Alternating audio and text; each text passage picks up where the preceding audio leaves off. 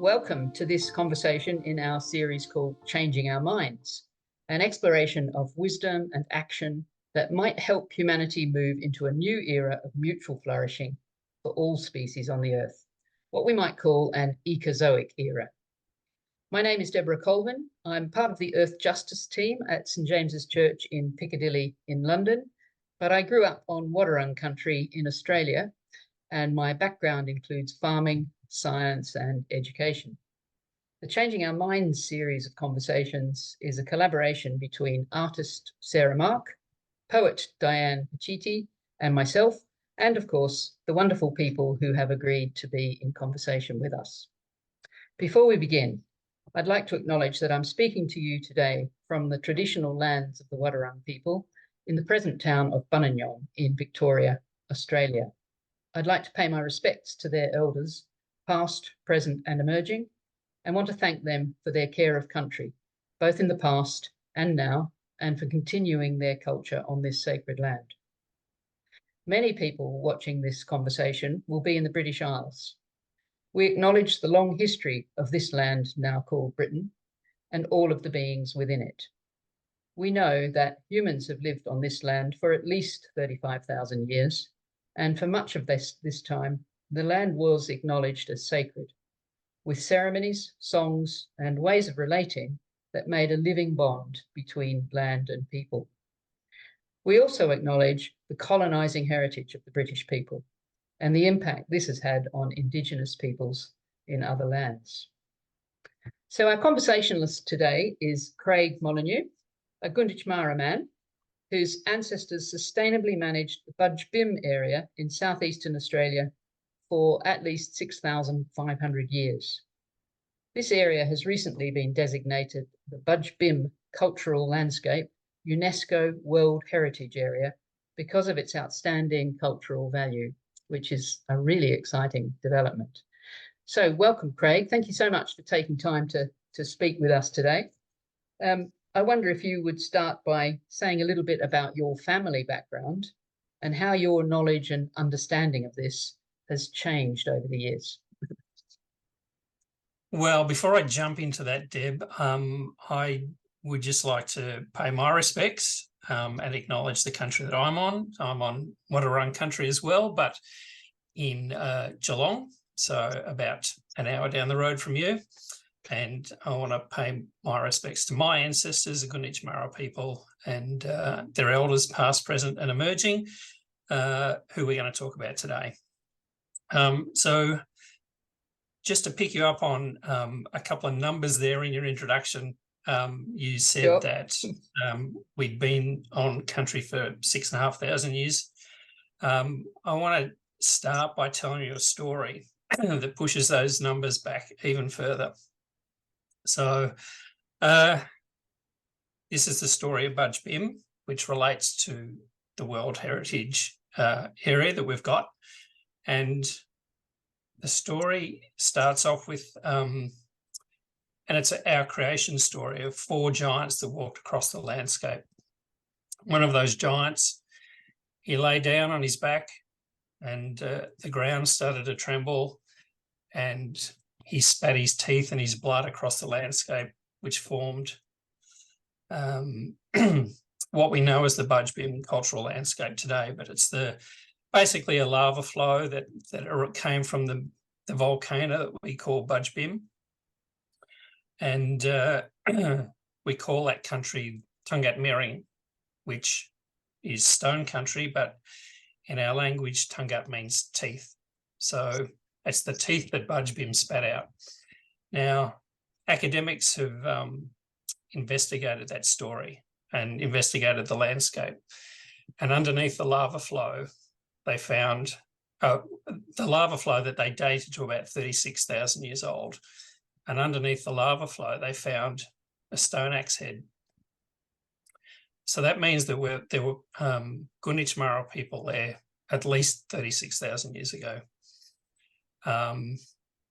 And based on DNA evidence and how Aboriginal people came into Australia, that pushes it back to they think about 60,000 years ago when they crossed from Asia into Australia, or what we know as Australia, and then settled, moved around the coast and settled.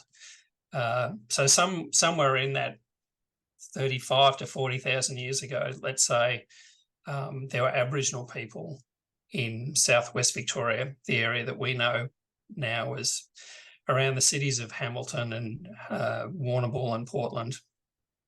So we've been there a long time. Unbelievable. Yeah. It is unbelievable, yeah. So my ancestor was a Gunditj Marra woman called Susanna. That was her European name that was given to her. What her traditional name was, I don't know. But in recent times, we've discovered some documentary evidence that indicates she had her parents, and her father was a man called Buckera.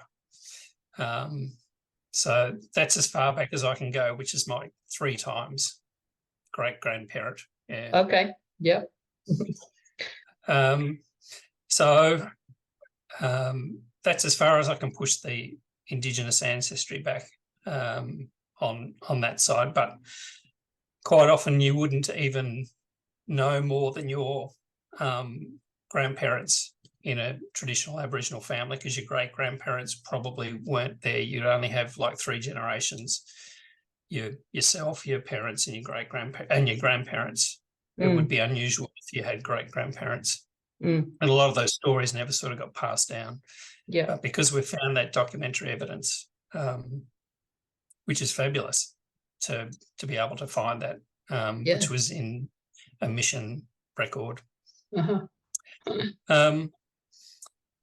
So what I know of Susanna is handed down through oral histories, and not only from my father, but from other branches of the family. And we've been able to cobble together a story of Susanna and where she lived. And,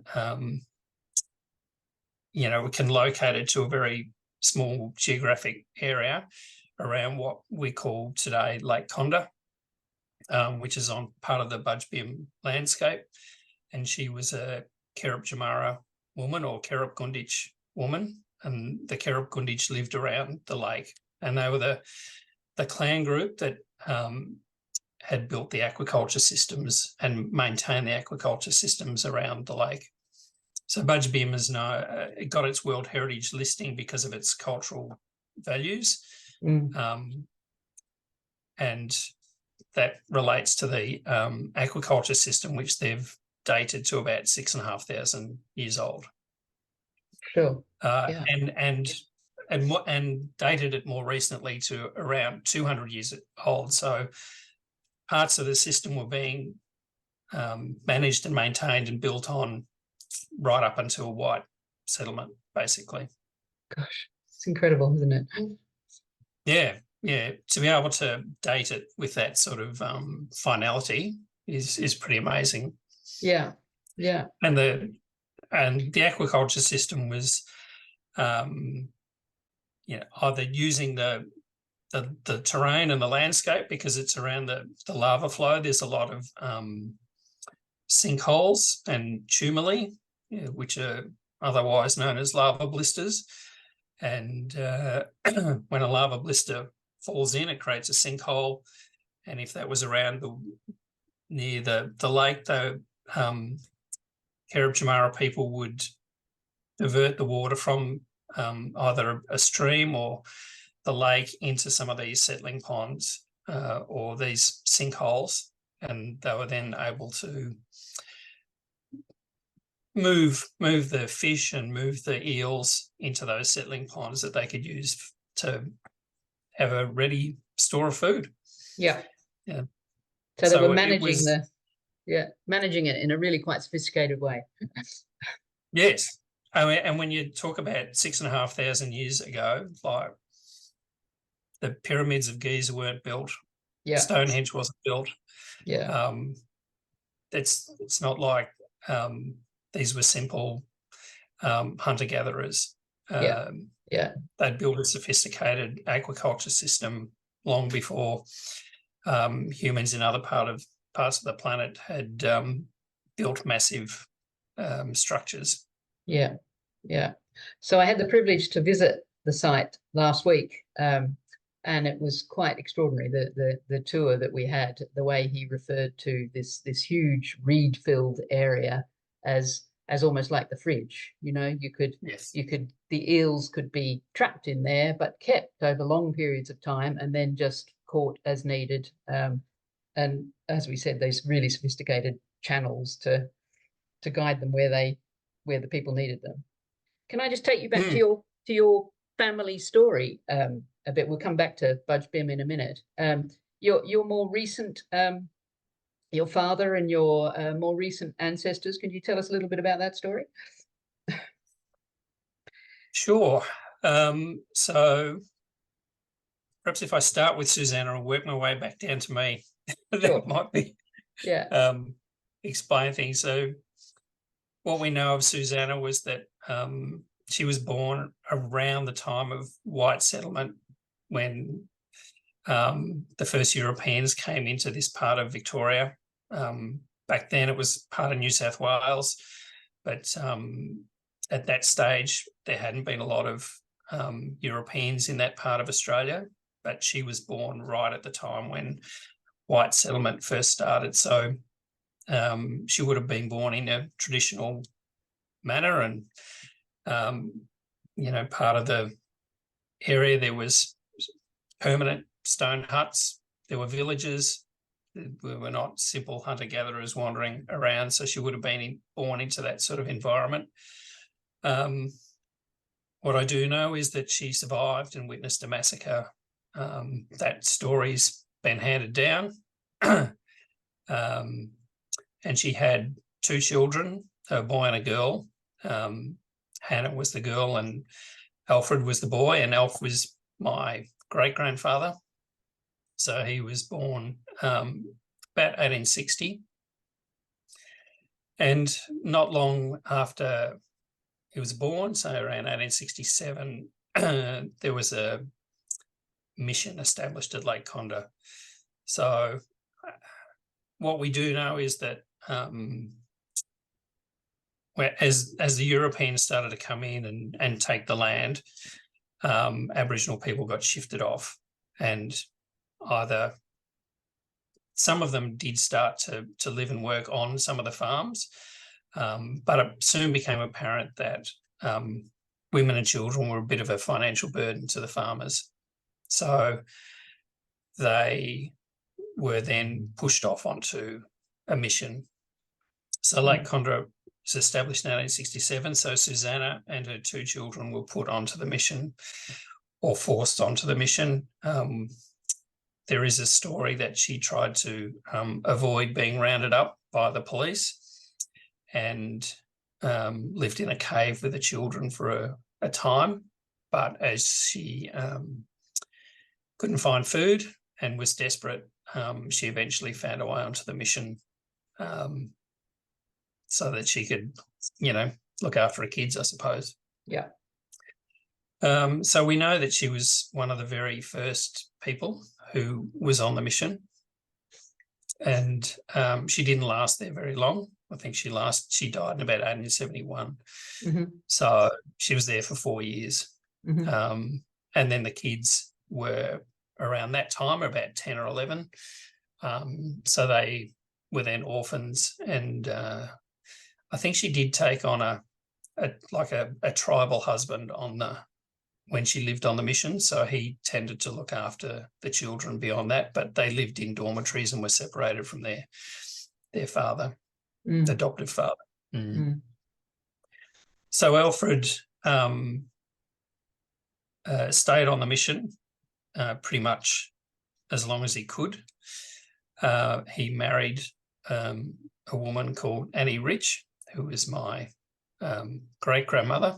She was a Jabberung woman who ended up on the mission, and they had 8 children. Mm. And so my grandfather was George MacDonald, and he was born on the mission. Back in the 1880s, there was a what do you call it? A change to the Aboriginal Protection Act here in Victoria, which notoriously became known as the Half Caste Act. Yeah. Where children or people, Aboriginal people of mixed blood, had to be moved off the missions. So Alfred and his Alfred and Annie and their 8 children were moved off the mission, but they didn't have any means of support. Alfred wasn't working. They they must have just scrounged together an existence. I do have letters that Annie wrote to the missionary requesting some sustenance, some food, some blankets, anything, because they couldn't survive. I don't know what sort of conditions they were living in. I know some families had moved off and had some sort of house or shelter where they were living a few kilometres away from the mission. I believe that's where Alfred and Annie were, but as to what sort of condition they're living in, I don't know. But Alfred eventually found his way back onto the mission after the mission closed back in about 1915, just after the First World War, I think. And he ended up living in the missionaries' main house. So a few families moved back and they started to take over some of the buildings that were still there. And they tried to move him on a few times, but he resisted and found ways to stay. So he stayed there right up until he's well into his 80s. Yeah. And then eventually he ended up dying in Ballarat, but he stayed there as long as he could. So quite an ambivalent relationship, really, with the whole place. Well, I mean, they wanted to, that was their country. They wanted to stay there, but, the Half Caste Act forced them off. They still stayed on their country, even they didn't want to move, but I think a lot of the family members found the need to move either to Melbourne or other bigger cities, bigger regional cities, just to find work. So my grandfather, he travelled around a lot. I know I found records for him in New South Wales and Melbourne and, other places in regional Victoria, but eventually ended up in Geelong.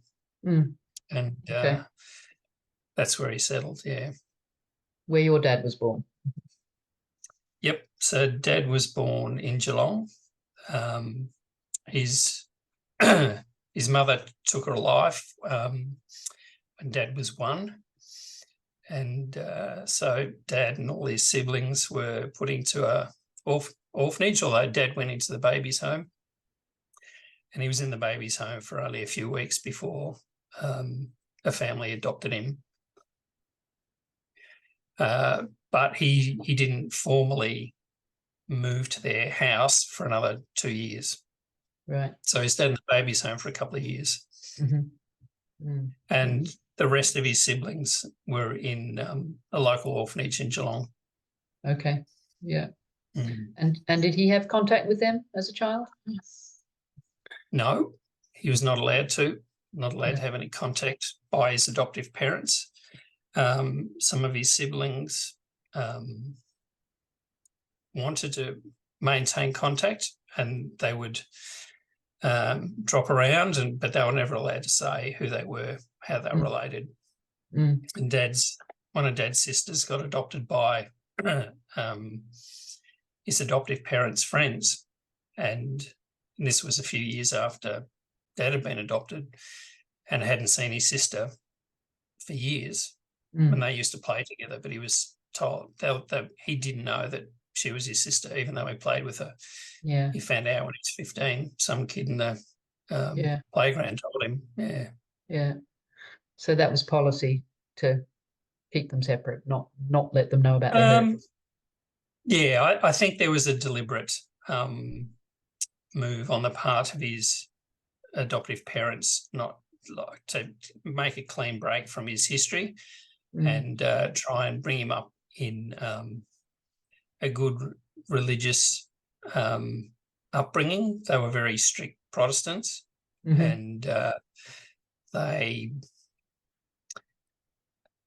think they thought they were doing the right missionary thing by taking in a black baby and trying to civilise them, if they're the right terms.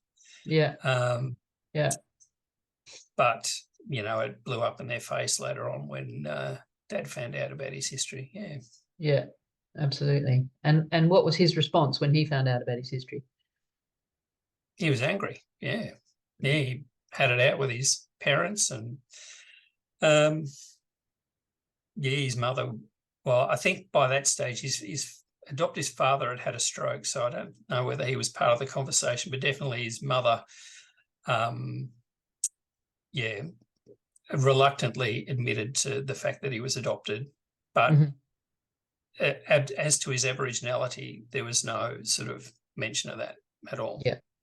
Yeah. And he didn't know that till he met his siblings. Yeah. His older siblings, Yeah. And how is all that for you, Craig? Because I've known you a long time, and you've changed in your understanding of your own heritage very much, I would say, over the decades. Sure.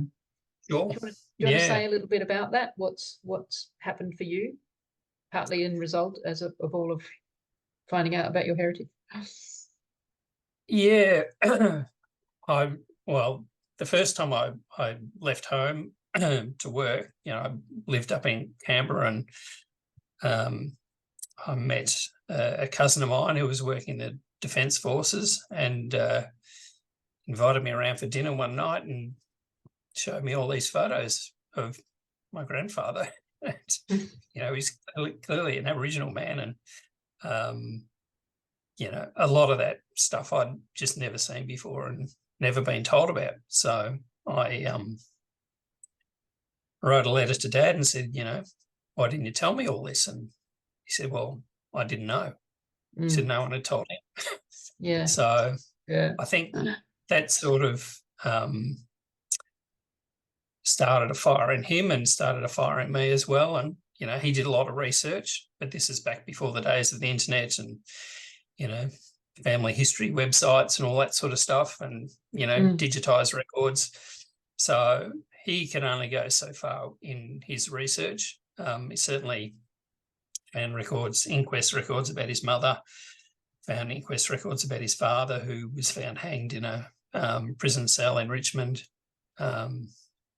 in dubious circumstances, you know, and that was a shock for him. Like, he was a policeman, to find out that your father had been killed in that way was troubling. Look, it's, you know, the more you dig into it, the sadder the story is. And, you know, it's deeply upsetting. Have to relive it all the time. Absolutely. And you've become really, really involved on Gunditj Marra country, the work you do and the involvement you have down there. Can you tell us a little bit about that? Sure. So probably 5 or 6 years ago, I thought, well, you know, I could sit here and, you know, live my life and, you know, tip my lid to what happened in the past, or I could get involved and make a difference. So I connected with the traditional owner group down that way. They're called the Gunditj Mirring Traditional Owners Aboriginal Corporation. Connected with family down that way that I'd never met before. Learnt stories, learnt language, things that, you know, I was never told, not through no fault of my father, but, you know, we just never had that opportunity.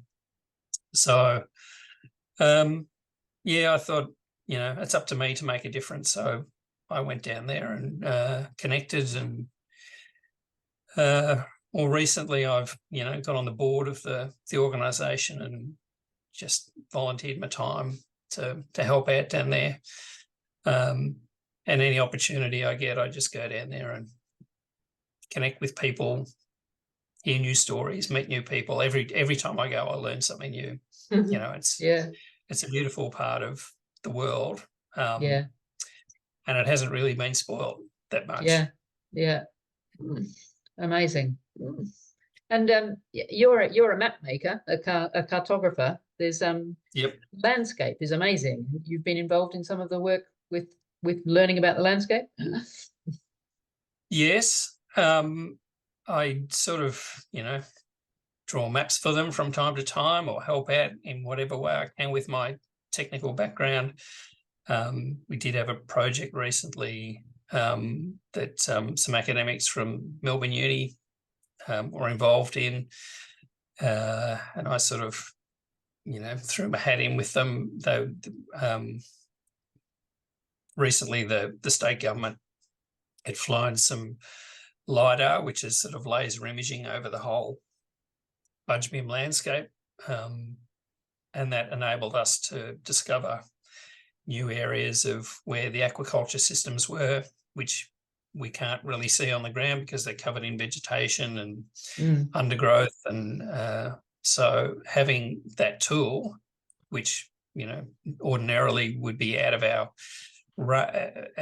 financial reach to be able to get that data done, created. So that was fantastic, really interesting project to be involved with. The academics did a great job in doing the analysis. They were using machine learning to do deeper dive rather than someone have to pore over the data set looking at it and just eyeballing it. We can use machine learning to recognize shapes and patterns and find those repetitive features in the data. And then lo and behold, there was about 600 new stone hut arrangements they discovered, and kilometres of aquaculture channels that we'd never known existed before. So it's amazing, really amazing. Yeah. And just by aquaculture, I mean, it's quite difficult to appreciate what it is. But when you say aquaculture channels, what does that mean? I mean, aquaculture probably puts a Western terminology onto a subject matter that is probably more sustainable and holistic than what we understand as aquaculture. It's not like it's a series of ponds that people are farming trout in or something like that. It's really managing the landscape that was already there and maybe connecting a few ponds or sinkholes that had water in them with channels. Now, in some cases, that just needed someone to arrange some stones in a way that water could flow. In other ways, it was there's a great big lump of stone there. We need to somehow cut a hole in that or cut a channel in that. Now, they didn't really have hammers and chisels and crowbars and all that sort of stuff to dig a channel.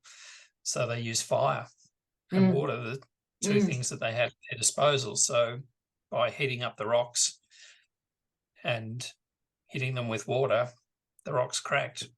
We can start to create a channel through that. And that process over many years, they were able to then create channels through quite large rocks over some distance to connect ponds that were separated. And that allowed the eels to flow through, and then weirs were made. The women made nets. The eels could be caught in the nets. They could be put into a pond. I mean, if you put the eels in a pond, they don't just stay there. Eels will naturally go out looking for water, looking for food. So they had to be fed.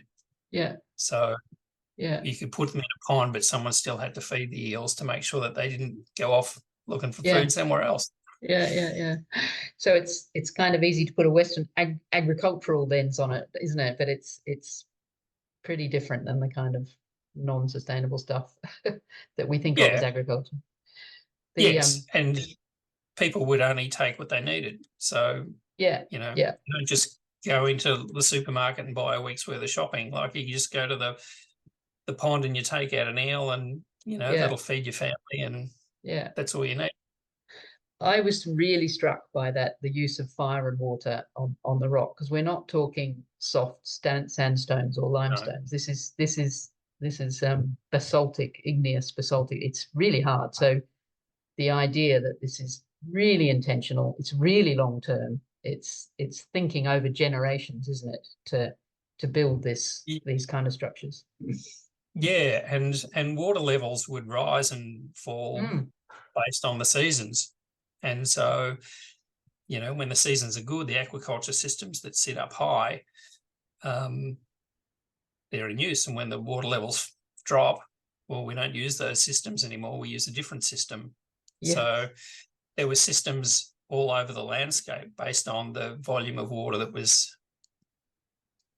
nature provided. Yeah. Yeah. Yeah. And to live sustainably through ice ages, which didn't happen anywhere else much in the world, did it?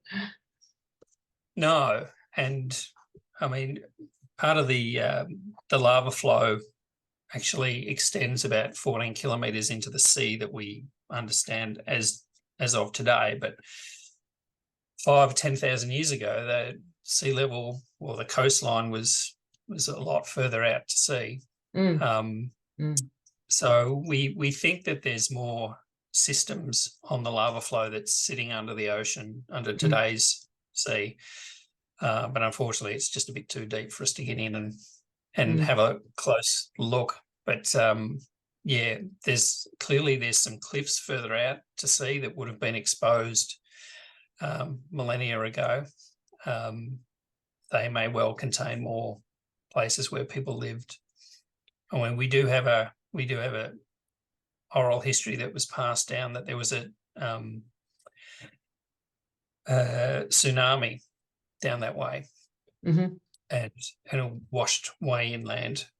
And given the volcanic nature of that part of Australia, it's not unsurprising that there would have been a tsunami.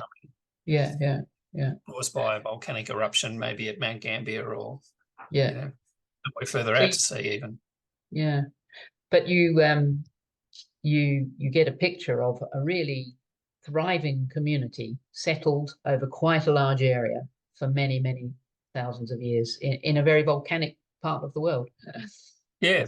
I mean, in the Gunditj Marra sort of language area, there's about 60 clan groups. And a clan group could be anywhere from, a few families, 15 or 20 people perhaps, up to a few hundred. So some of the places where we think there were villages where there's lots of stone hut arrangements sustained, quite a substantial size population, and they needed to be fed. Amazing.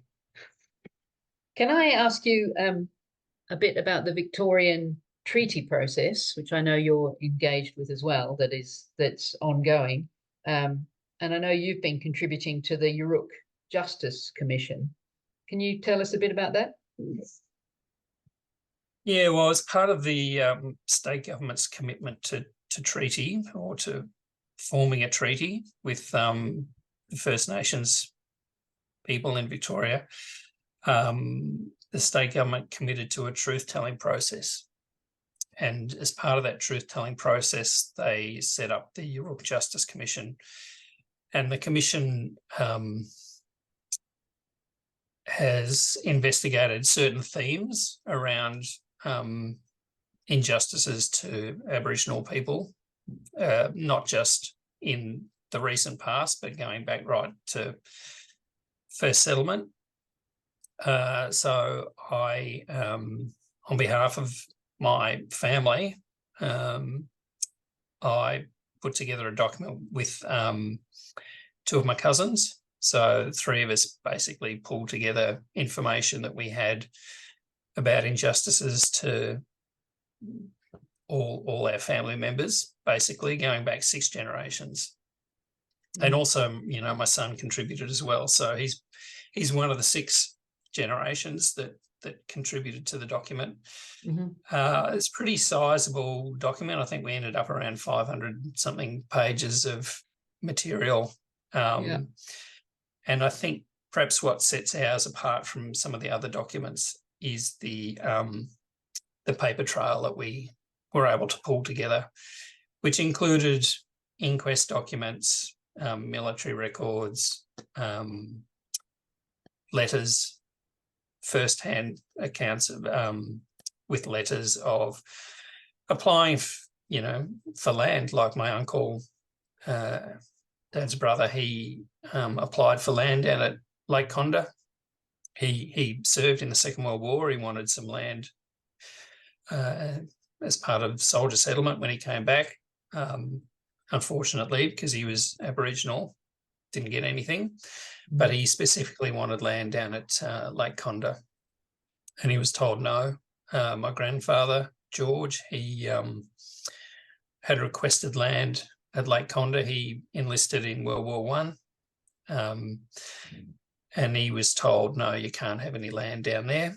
But he was one of only 2 Aboriginal men to get soldier settlement after World War One. So that was interesting, but the land that he was given was, you know, pretty terrible, rubbishy land covered in rocks, not really arable land that he could farm. So that didn't end well. He ended up, like a lot of soldiers, returned servicemen, he just ended up walking off the land because he just couldn't make a quid out of it.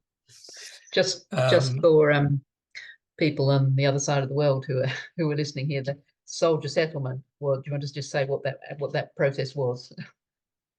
Yeah, so after World War One had finished, a lot of returned servicemen came back, and I think as a way of recognising their service, the federal government set up a scheme to give returned servicemen some land, roughly around 100 acres. And it wasn't a gift as such. They were given land, and they had 3 years effectively rent-free. But after that, they would effectively enter into a loan to pay back that land, the cost of the land, over 35 years. So the deal was not really stacked in their favour. He got terrible land, and once, I think what a lot of soldiers did is once they got to that 3-year period where they didn't have to pay anything, they decided, no, I can't make a quid out of this, so I'll walk off the land and give it back to the government.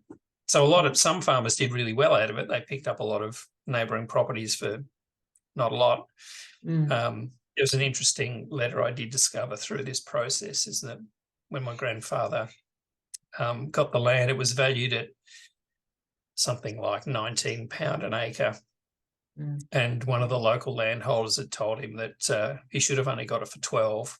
So he'd written a letter trying to get the value down lower, but I didn't see a response, so I don't know what happened with that. Okay. Gosh. Yeah. So he's probably not Robinson Crusoe. Well, I've seen that land. Some of that land is pretty difficult, isn't it? And a lot of those soldier settlers spend a lot of time just moving rocks to be able to do anything. Yeah. Volcanic area. The place is just strewn with lumps of basalt, isn't it? Yes, that's right. Yeah. So what's happening now with the Europe Justice Commission? Where are we up to, and the treaty process in Victoria? So Uruk handed down an interim report a few months ago about the child protection system, which is now with the government to make some decisions about. A couple of weeks ago, we had a land justice hearing down at Lake Condah at the mission, and I think right at this moment they're looking into the land justice process, and the submission that we put together will, I hope, inform some of the responses to that. In our submission, we put in some recommendations around what we think could happen. Whether they get taken up or not is another thing. I think the very concept of title, what that means, is something that can be challenged. Probably going to take a big leap of faith for people to change their mind from thinking that I own this piece of land to a different mindset. You know, in Gunditj Marra culture, we say it's the land doesn't own us. We don't own the land owns us. Yeah. So if we could change that concept of title to something along those lines, where everybody has a right to the land. Nobody has a right to just their, quarter-acre block or 1,000-acre farm or whatever. You know, everybody has a right to it. And fences might disappear. Yeah, they might. Yeah. It's a huge leap, isn't it, for white settler consciousness? What do you what hopes do you have for the future? How would you imagine, if you imagined yourself 10, 20 years into the future, what might actually happen? I think there's lots of things that we could do better. I had a recent trip to New Zealand, and one thing that blew me away was I would see ads on the side of a bus shelter written in the Maori language. Wouldn't it be great if we could see our language used? And we have 400 different languages in Australia. Wouldn't it be great to see your local language in a prominent position, and people use it in conversation? I can speak a few words, but I couldn't put a sentence together. I would love to be able to put a sentence together and have a conversation, and other people to talk back to me in that language. That would be great. Those simple things would be a great start, and it kind of shows that culture gets embedded. Whereas at the moment, I think we sort of pay tokenistic tribute to it, but I think we're getting better. Like how Aboriginal people were viewed 20 years ago is completely different to what it is today. Yeah. 20 years ago, we were nothing. Yeah. And not even seen or heard of. Yeah. Whereas now I think we're out there, where our voice is being heard, we're being represented in different levels of politics, from federal, state and local. We're being recognised. People come and talk to us about stuff. If you want to invest in the area, you have to do a cultural heritage management plan. If you want to put a structure on the land, because who knows what cultural heritage lies on that site. So I think those respectful things are starting to become part of the norm and the way you do business. And that's a big step. But, absolutely. I think we can get better at all those sort of things. Much better. And I'm thinking about kind of partnerships and the way the land is managed, clearly with climate change and European styles of land management being completely inappropriate for the kind of, well, they've been completely inappropriate for a long time, possibly, but for the era that we're moving into, partnerships with Indigenous expertise of land management, cultural burning. Could you tell us about that? Yeah, at Gunditj Mirring we do cultural burns. I've not really been involved in any of them in a practical sense. I've certainly seen some. but that's just a way of managing the vegetation. And in the past we did it to create pastures for kangaroos and wallabies and emus and all sorts of wildlife to have food to eat. And in our way, that was farming. That was creating an environment where the local animals would flourish and you'd have a regular food source. Yep. As soon as white settlers came and brought their cloven-hooved animals that destroyed the environment and took up all that land, they drove away all those traditional wildlife and left very little for hunting. We use fire to manage the land in a cultural way, but not really in an agricultural way like it would have been done in the past. Yeah. So the kinds of devastating bushfires that destroy large parts of Australia now would not have happened pre-white settlement because the land was managed. Yeah, there are fires all over the place that Aboriginal people would burn on a regular basis, and they understood when the best time was to burn. Whereas now it's completely random. Lightning could start a fire, and if we've had drought for 10 years, then it's just a tinderbox, isn't it? And we're too afraid to try and manage that in a sustainable way. If you want to light a fire, it's got to be 30 fire trucks and 100 people ready with hoses and fire blankets and rakes and things to put the damn thing out. We didn't worry about that in the past.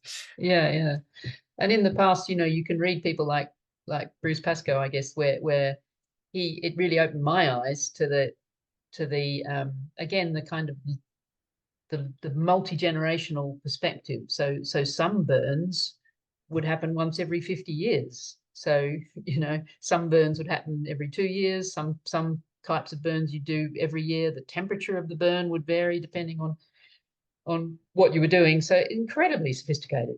And so you get this kind of double sight thing of white settlers coming in, on the one hand this terra nullius approach that there's nothing here and this is wild, and on the other hand all the records of white explorers saying this looks like parkland, this looks so beautiful, this looks so managed.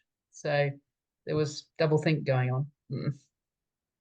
Yes, I think it was convenient to say it was terra nullius only because they wanted the land, whereas they knew full well, and certainly the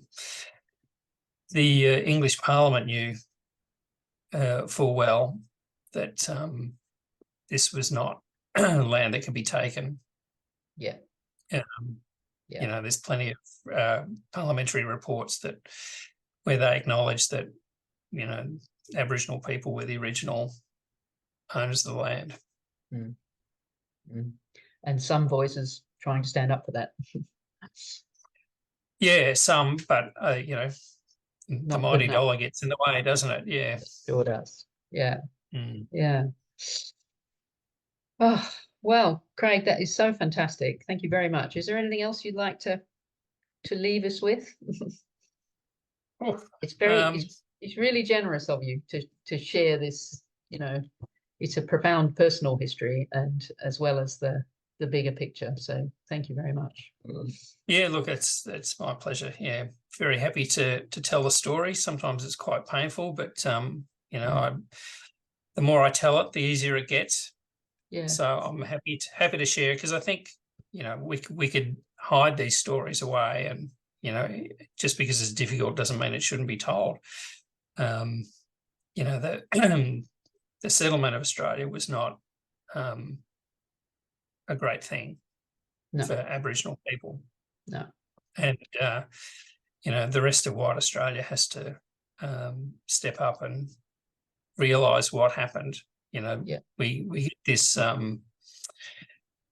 whitewashed view of history, whereas I think we're starting to hear those stories now, and even my personal story, which goes back to the start of white settlement in Victoria.